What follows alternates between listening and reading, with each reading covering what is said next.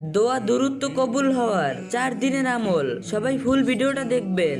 আপনি কি কখনো এমন দোয়া করছেন যা বারবার করছেন কিন্তু উত্তর আসে না, মন ভেঙে গেছে, ভাবছেন আল্লাহ কি আমার দোয়া শুনেন না?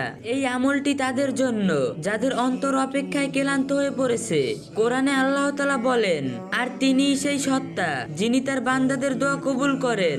সূরা আশ-শূরার 26 নম্বর এই আয়াতের ব্যাখ্যায় উলামারা বলেন, যখন বান্দা দোয়ার আগে আল্লাহর প্রশংসা ও দুরূদ পাঠ করে আর সূরা আশ-শূরার এই আয়াত পরে দোয়া করে, তখন সেই দোয়া দূরত্ব আসমানের দরজা ছুঁয়ে ফেলে ইনশাআল্লাহ। ভিডিওটা শুরু করার আগে কিছু কথা বলি। দেখেন নিচে আমার দ্বিতীয় আইডি মেনশন দেওয়া আছে, চাইলে আইডিটা ফলো দিয়ে রাখতে পারেন। ওইখানে রেগুলার স্টোরি আপলোড দেওয়া হয়। আসুন এখন জেনে নেই আমলটি কিভাবে করবেন।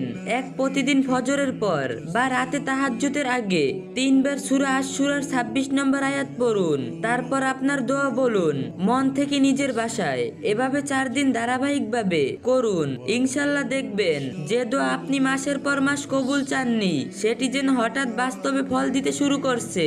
মনের ভিতরে এক প্রশান্তি আসবে, আমার রব সত্যিই আমাকে শুনছেন। শেষে কিছু কথা বলি, কখনো কখনো দোয়া কবুল হতে দেরি হয় না, বরং আল্লাহ চাচ্ছেন আপনি একটু বেশি ভালো জায়গায় পৌঁছান। এই আমলটি শুরু করুন আজ রাত থেকেই, হয়তো আপনার দোয়া আকাশ ছুঁয়ে ফেলবে ইনশাআল্লাহ। সাহাবের নিয়তে ভিডিওটা শেয়ার করে দিবেন যাতে অন্যরাও এই আমলটি করতে পারেন। ইসলামের যে কোনো বিষয় সুন্দরভাবে জানতে, বুঝতে এবং মহাজরুরি মাসালাগুলো সহজে পেতে আইডিটা ফলো দিয়ে রাখুন।